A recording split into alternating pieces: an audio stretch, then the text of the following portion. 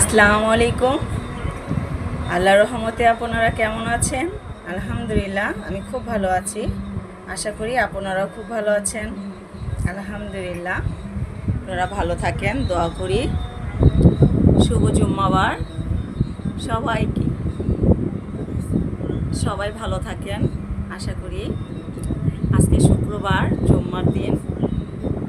সবাই নিশ্চয়ই সূরা কাহাফ শুনছেন এবং সূরা কাহাফ পড়েছেন, যার যতটুকু সমর্থ হয়েছে পড়েছেন ইনশাআল্লাহ। আশা করি আল্লাহর অশেষ রহমতে আমিও পড়েছি ইনশাআল্লাহ। আমি সূরা কাহাফটা প্রত্যেক দিনই আমি প্রত্যেক দিন সূরা কাহাফ 10 আয়াত পড়ি এবং শুক্রবার পুরোটা পড়ি। কেন পড়ি জানেন? এটার ফজিলত আজকে বলব। যে ব্যক্তি প্রত্যেক দিন সূরা কাহাফের 10 আয়াত পড়বে, সে কখনো বিপদে পড়বে না, তার বরকতের কোনো অভাব হবে না, তাকে কেউ কোনো দিন জাদুটোনা করতে পারবে না, কোনো সমস্যাই হবে না ইনশাআল্লাহ। আল্লাহর অশেষ রহমতে সে সবসময় ভালো থাকবে, রোগ বালাই থেকে রক্ষা পাবে, বিপদ আপদ থেকে রক্ষা পাবে। অনেক ফজিলত, অনেক।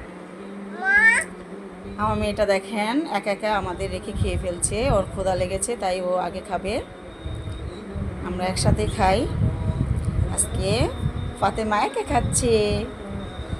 ফাতেমা, তুমি আমাদের রেখে খেয়ে ফেলছো কেন মা? তোমার পোলাও দেখলে আর সহ্য হয় না? কখন খাবে? সহ্য হয়। তুমি অনেক ভালো একটা মেয়ে। সবাইকে একটা সালাম দিয়ে দাও। ডান হাত দিয়ে দিতে হয় না? বলো আসসালামু আলাইকুম।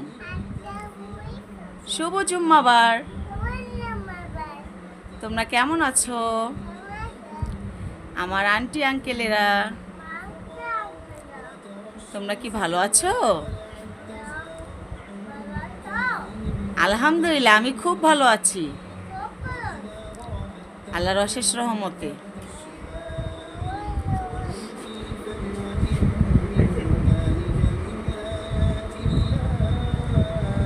আল্লাহর রহমতে আপনারা চেষ্টা করবেন সবাই শুক্রবার পুরোটা পড়বেন সূরা কাহাফ, আর প্রত্যেক দিন শনিবার থেকে বৃহস্পতিবার পর্যন্ত 10 আয়াত করে পড়বেন।